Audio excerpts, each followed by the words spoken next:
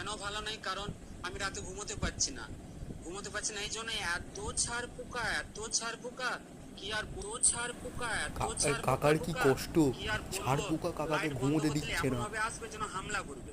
শালা এত জ্বালা করে বলে বোঝাতে পারবো না, এত জ্বালা করে করতে হবে। আর দিনের বেলা কাজ হবে না, এই মাদুলি এখানে ঘুমাতে আসবো সেখানে ঘুমাতে যাবো।